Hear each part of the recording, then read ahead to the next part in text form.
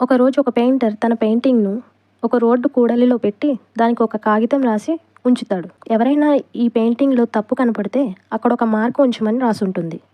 సాయంత్రం వచ్చి చూసేసరికి ఆ పెయింటింగ్ అంతా తప్పులు గుర్తించి ఉండడం చూసి చాలా బాధపడతాడు. ఆ పెయింటింగ్ తీసుకుని ఇంటికి వెళ్ళిపోతాడు. ఈ సంఘటన వల్ల అతను ఇంక పెయింటింగ్ వేయడం మానేస్తాడు.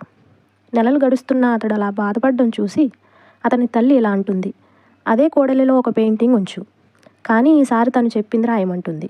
సరే అని మరుసటి ఉదయం ఆ కూడలిలో ఒక కొత్త పెయింటింగ్ ఉంచి క్రింద ఇలా రాస్తాడు, ఎవరైనా ఈ పెయింటింగ్లో తప్పులు కనబడితే దయచేసి సరిచేయండి అని.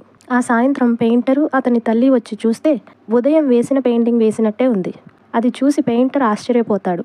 అతడు ఆశ్చర్యపోవడం చూసిన తల్లి, ఇప్పటికైనా అర్థమైందా, చాలామంది మూర్ఖులు తప్పు పడుతూ ఉంటారు, కానీ చాలా కొద్దిమంది మాత్రమే తప్పులను సరిదిద్దుతారు.